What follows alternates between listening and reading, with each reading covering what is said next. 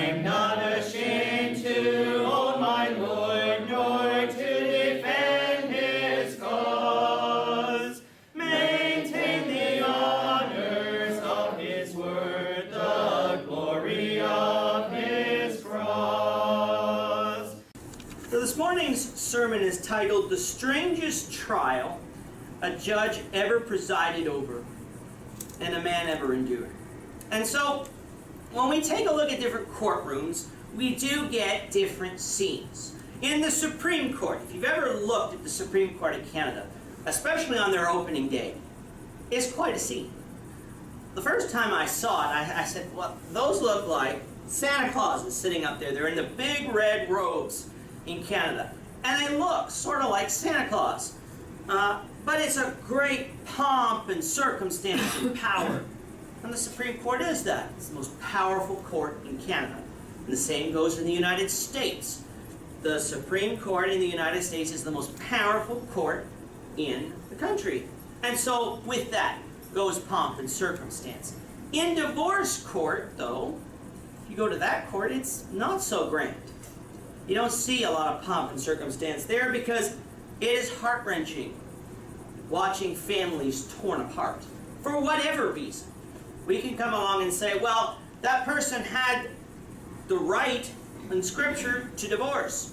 They might have, but that doesn't change the fact that families are torn apart. God may have approved of the divorce. Most of the times he didn't, but sometimes he may have. But that doesn't make it any easier on either spouse or children involved. In a jury trial, there's often suspense, and that's what you often see on television.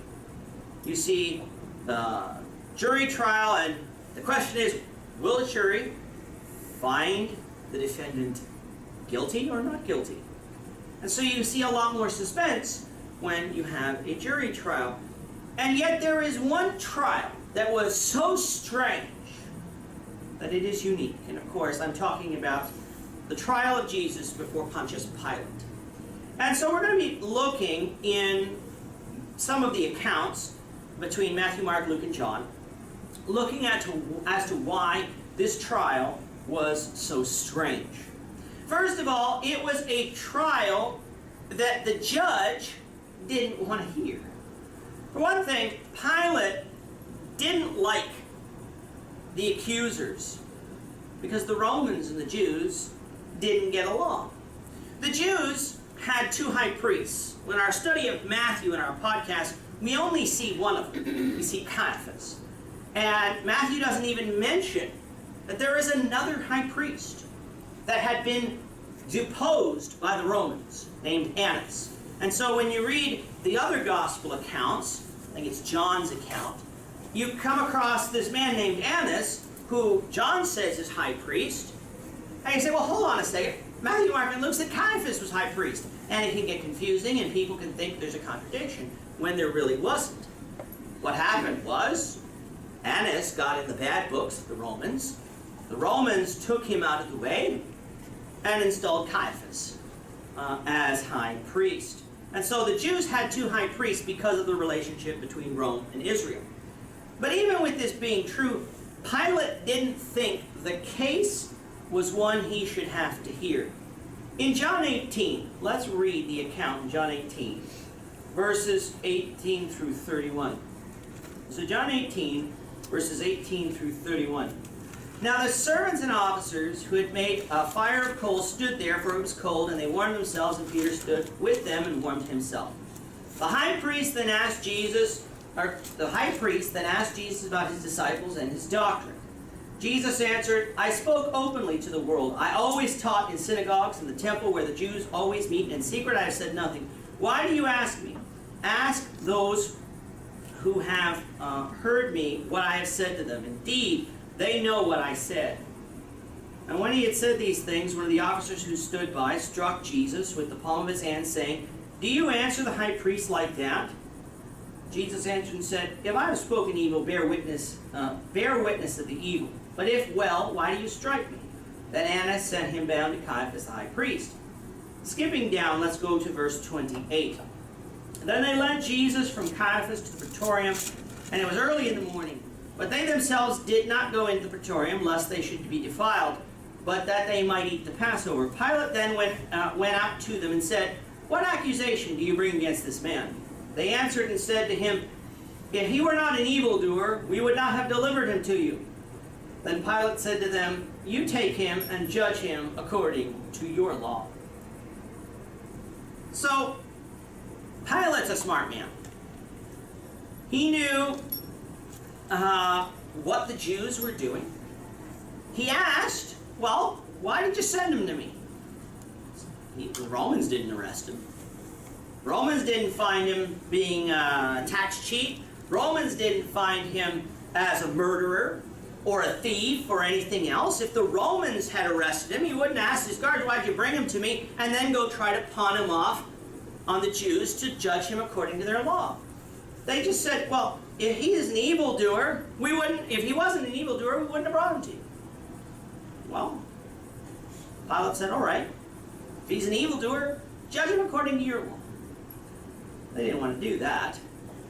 They had already judged him according to their law, but they couldn't put him to death. That's what they wanted to do. The Jews convicted him of blasphemy, but they couldn't bring that charge to Pilate, because Pilate's just going to throw that right out of the court. But they wanted to put Jesus to death. They couldn't do that. There were laws under the law of Moses that were capital offenses, but the Jews didn't have the power to put people to death. The Romans did. So when the Jews didn't want to take him, then Pontius Pilate tried to pawn Jesus off on Herod in Luke chapter 27. That doesn't sound right. Let me see. This should be Luke chapter probably 23. Helps when you have your notes written right. Don't have it. Oh, there it is. In Luke chapter 23,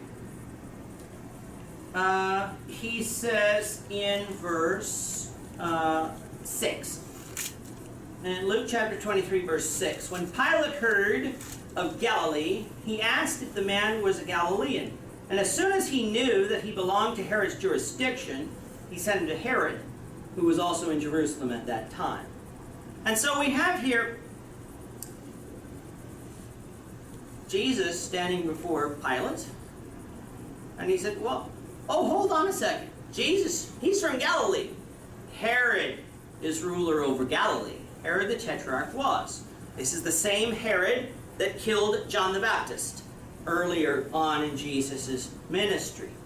And he was one of the sons of Herod the Great, and he had part rule over over Israel.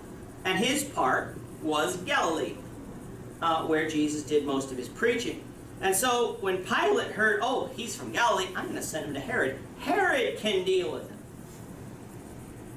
You don't have too many judges acting this way. Usually a judge wants to hear a case. They get paid to hear cases.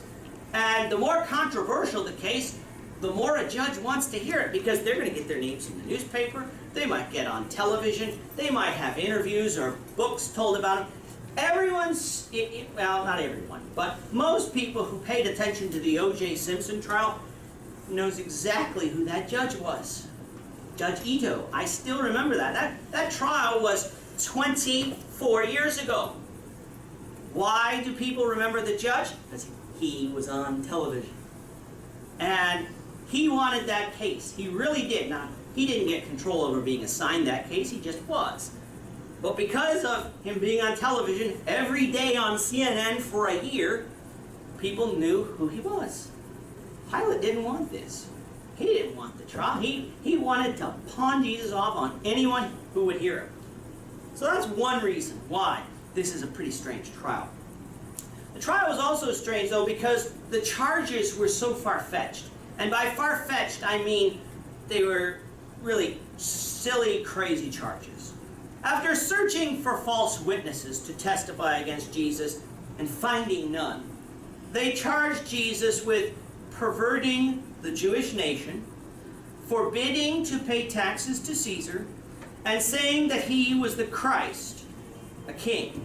That's what Christ means. And that was what Luke 23, 1 and 2 would say. Only the last two charges Pilate took any interest in. The first charge, perverting the nation, Pilate didn't care. Who cares what you think about your religion or even about your people? It doesn't concern me. Threw that charge right off the bat. Then, of course, paying taxes to Caesar. You would think, okay, well, Pilate should pay attention to that. But he even didn't pay attention to that. Why? Because he looked right at Jesus. You're telling me that this man here, who looks poor, is leading a tax revolt? Why haven't I heard of this before? This man's got no friends here. He's got no army. He's not leading a tax revolt. Come on, guys. That was a stupid charge as well. Of course, Jesus didn't teach that you shouldn't pay your taxes to Caesar. He taught the exact opposite. Pay unto Caesar the things that are Caesar's, unto God the things that are God's. That was an outright lie. Now this third charge, though, Pilate did focus on. He focused on Jesus being a king. Now, Pilate asked him what he probably thought was a pretty ridiculous question. Are you the king of the Jews? Let's go back to John 18 and read verses 33 to 37. John 18, verses 33 to 37. Then Pilate entered the praetorium again, called Jesus, and said to him, Are you the king of the Jews? Jesus answered him, Are you speaking for yourself about this, or did others tell you of this concerning me? Pilate answered, Am I a Jew? Your own nation and the chief priests have delivered you to me. What have you done? Jesus said, My kingdom is not of this world. If my kingdom were of this world, my servants would fight, so that I should not be delivered to the Jews. But now my kingdom is not from here. Pilate therefore said to him, Are you a king then? Now, Pilate's standing there looking at Jesus. The Jews have said he's claiming to be a king. What would a king look like to Pilate? Well, a king's going to be very rich. Jesus had no money. A king is going to be dressed like a king. Long, fancy robes, going to have a crown. Jesus was dressed in a cloak and simple garments. King would have an army. Pilate would have noticed if the Jews were gathering an army around one man. Jesus was standing alone there. Peter had denied him three times already. Judas had betrayed him and gone out and hung himself. And the rest of the 10 had gone off. Only John we're going to find at the foot of the cross in the book of John. And if it wasn't for the book of John, we wouldn't have known John was there. But Jesus had said to his disciples the night before that you're all going to stumble because of me. It was to fulfill a prophecy, strike the shepherd and the sheep will scatter. Jesus had no army. He didn't even have any friends standing there. Pilate's sitting there going, well, don't look like a king. He had no political motivation. Usually, kings are going to fight for their territory. Herod fought for every inch of his territory. Caesar did. Any king does. The Canadian government, if you don't know, is fighting between the United States and Russia and a couple other nations as to who owns the islands up in the Arctic. We say, well, they are ours. Well, the Russians do too. And so do the Americans. And so do the Dutch. They all want claim to those islands. That's what politics does. Political people fight political battles. Jesus wasn't doing that either. There was no riot from his followers after his arrest. No reports of sedition from the Roman soldiers. So who is possibly going to argue that Jesus is a king like Caesar? The charge seemed ridiculous. What was Jesus' response? Let's read verses 36 and 37.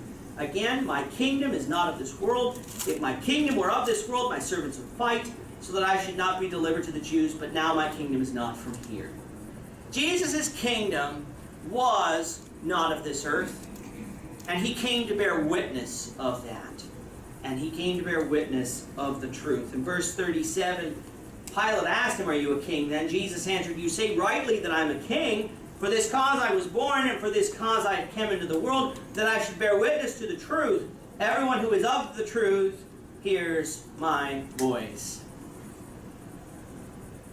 Jesus' kingdom is different than any other kingdom on this earth. It's just plain different. It's here. The church is the kingdom. Jesus rules over his church today. This kingdom will not end. We often think when Christ comes again that the kingdom ends. That's not what the scriptures say. The kingdom is in heaven. We go to heaven. The kingdom's not going to be on this earth. Never was. Never was in Jesus' day. It isn't today. Yes, the people are here on this earth, but the kingdom is not of this earth. It's of heaven. The kingdom will change when Christ comes again. 1 Corinthians 15 says, Jesus will return the kingdom to God who gave it. Verse does not say the kingdom will end. It says Jesus will return the kingdom. The kingdom is the church. Read Matthew chapter 25 at the end. We're covering it in the podcast this week. But read it at the end. Jesus tells the righteous sheep on his right hand, "Come and inherit the kingdom that was prepared for you from the foundations of the world." If the kingdom's ending when Christ comes again, what did Jesus mean by that statement? Jesus is saying you gained entrance into heaven, where the kingdom will be. It will consist of all those people who are in Christ's church, not any church on this earth, Christ's church, the church that follows Christ. And it will consist of people not only who are alive when Christ comes again, but anyone who has died before. We will be in the same church with Abraham, with David, with Peter and Paul, and Hannah and Ruth, and all of those other characters we read of in the Bible. And if our parents were faithful, they will be there. If other people around the world that we never knew of, because they're not written in history and they're not written in the Bible, if they were Christians, they will be there. That's the kingdom. Pilate didn't understand that. Christ didn't look like a king. And he didn't believe in truth. But alas, the trial continued. And continued even though the judge didn't want to hear it. The charges were outlandish. The trial was also strange because the defendant was the most unusual man Pilate had ever met. Some people said that Jesus was a god, and that worried Pilate. If you back up in John chapter 18 to verses 7 to 9, no, that's not where it is. I have a couple verses written down wrong. But anyway, Pilate was worried when it said that, I guess it was John 19. I went the wrong way. John chapter 19, verses 7 to 9. The Jews answered him, "We have a law, and according to our law he ought to die, because he made himself the Son of God." Therefore, when Pilate heard that saying, he was more afraid, and went again to the praetorium and said to Jesus, "Where are you from?" But Jesus gave him no answer. Jesus was claiming to be God, and the people knew it. And if Jesus was a God, even if Pilate didn't understand what type of God, if you convict God, what's that going to do to you? So Pilate was worried a little bit. But Jesus was unusual for another reason. Not just because he was claiming to be God, but because he was obviously innocent. Pilate knew why the Jewish leaders gave Jesus to them. Matthew 27:18 says it was because of the envy of the Jews. The Jews hated Jesus. Envy and jealousy come hand in hand. I always try to remember which way is jealousy. Jealousy happens when I want something that you have. Envy comes along is when I am mad at you for having something that I want. It's not necessarily that I want to take it from you, but I'm just mad you got it. Have you got a promotion or ever had someone else get a promotion? You're sitting there going, I should have had that. That's envy. Jealousy comes along and says, I want to take that away from them.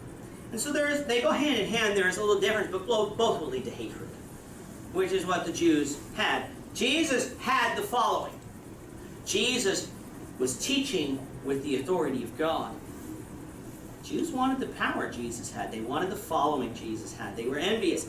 And so they gave him to Pilate. And yet, through all of this, Jesus was obviously innocent, claiming to be God. But he wouldn't defend himself against these foolish charges. Jesus could have said, I'm a taxpayer. I paid my taxes, Matthew 17:27. Jesus sent Peter to go and get a coin out of the mouth of a fish. Pay our taxes for me and you. Jesus paid his taxes. But instead, he provided no defense. Read that in John 19:9-11 and Matthew 27:12-14. Pilate marveled at this, but the trial continued. So that's another reason why the trial was unique and strange. This trial was also strange because Pilate's declaration of innocence wasn't accepted by the Jews. Let's go back to Luke 23. Luke chapter 23, we're going to read verse 1. Then we'll read verses 13 to 16 and then verse 22. Luke 23, verse 1. Then the whole multitude arose and led him to Pilate. All right, skip down to verse 13. Then Pilate, when he had called together the chief priests and the rulers of the people, said to them, You have brought this man to me as one who misleads the people. And indeed, having examined him in your presence, I have found no fault in this man concerning those things of which you accuse him. Nor neither did Herod, for I sent you back to him, and indeed nothing deserving of death has been done by him. I will therefore chastise him and release him. Then verse 22. Then he said to them the third time, Why? What evil has he done? I have found no reason for death in him. I will therefore chastise him and let him go. But they were insistent, demanding with loud voices that he be crucified. And the voices of these men and the chief priests prevailed. Usually a judge has the last word when it comes to the trial. If you're not being tried before a jury trial, but you're being tried before a judge, you go before the judge. The prosecution will present its case. The defense will present its case. In the case of Jesus, he presented no defense. And then the judge decides. And the judge is going to come along and say, all right, guilty or not guilty. How many times did Pilate declare Jesus innocent? According to verse 22 of Luke 23, 3 times. He's innocent. No, he's not. He's guilty. No, I've really examined him. He's innocent. No, he's guilty. And the third time, when they wanted to release Barabbas, what evil has he done? I find no fault in him. And yet, it was the crowd that prevailed. It's unusual for a judge to accept this kind of behavior. You get thrown out of a courtroom for speaking out of turn. Pilate allowed the crowd to overrule him. Another reason why this trial is pretty strange. And finally, the trial was strange because Pilate pardoned a murderer so that he could sentence Jesus to death. Let's read verses 18 to 24 of Luke 23. And they cried out at once, saying, Away with this man, and release to us Barabbas, who had been thrown into prison for a certain rebellion made in the city and for murder. Pilate, therefore, wishing to release Jesus, again called out to them. But they shouted, saying, Crucify him, crucify him. Then verse 22, Then he said to them the third time, Why, what evil has he done? I have found no reason for death in him. I will therefore chastise him and let him go. But they were so insistent, demanding with loud voice that he be crucified. And the voices of these men prevailed, and the chief priests prevailed. So Pilate gave sentence that it should be as they requested. And he released to them the one they requested, who for rebellion and murder had been thrown into prison. But he delivered Jesus to their will. even a callous judge is going to be affected by this. You don't release murderers, known murderers, convicted murderers, and take someone who's innocent, been declared innocent 3 times, and throw them in jail instead. That's not how our justice system worked. If that ever happened in Toronto, if that ever happened in the Western society, there would be an uproar. Why are you releasing a murderer? People don't want violent criminals released even when they've served their sentence. We never want rapists and murderers let out of jail. Sentence often is throw them in there and throw away the key. These people requested a murderer. That's how much they hated Jesus. But this Pilate, even he didn't like what was going on. He didn't stop it, but he didn't like it. How do I know that? Because in Matthew 27, verses 24 and 25, Pilate washed his hands of the matter. That's where we get that phrase from, by the way. Pilate took a bowl of water, put his hands in there and says, I'm washing my hands of this. His blood is on you. Now that didn't change anything, but that's Pilate's attitude. And then, to boot, he put an amazing sign on Jesus' cross. That's the topic of today's bulletin if you didn't grab it at the back. Jesus of Nazareth, the King of the Jews. Pilate put the charge that Jesus was delivered to him for.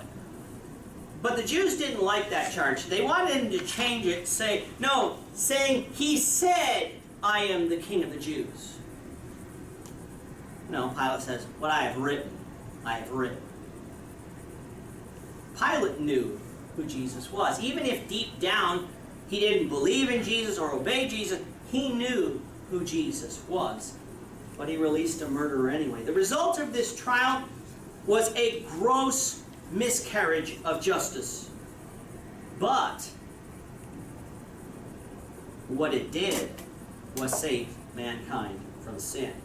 Jesus said if he was lifted up, he would draw men unto him. Jesus told his followers that he would give his flesh for the life of the world. And finally, Paul said in Romans chapter 5, verses 6 and 8 to 11, that we're saved from the wrath that is to come through the death of Jesus. Never has there been a trial like this one. Never has there been a trial with a result as this one. No, not merely an injustice, but salvation for mankind. And the question is, what will we do with what Jesus did for us? Will we just hear this message and say, well, that was an interesting story. That was an interesting lesson. Maybe you weren't prepared to talk about, but it was great. That was okay. That's not what you should take from this morning's lesson. It's not just a good story. Jesus' death was essential. We were dead in sin. We deserved to die. We should have been there. But Jesus took it all. He took the agony. He took the beatings. He took all of the suffering. He was nailed to the cross. He hung there for 6 hours, dying. And yet, what were his words on the cross? Father, forgive them, for they don't know what they do. Jesus' attitude on the cross was still an example for us to follow. But if Jesus would have come down from the cross, if Jesus would have shown himself to be so powerful, not only would those chief priests have not believed and obeyed, but they couldn't have been saved from their sins, and neither could we. So yes, this was the strangest trial a judge ever presided for and a man ever endured. But without it, we could not be saved. So what I want you to take from this morning's lesson is a recognition of just how much we owe ourselves, our life, our walk as a Christian, we owe everything to Jesus and his death. And if we take that for granted, for even a minute, we lose sight of it all and walk down the road of sin that will lead to destruction. Let's not do that.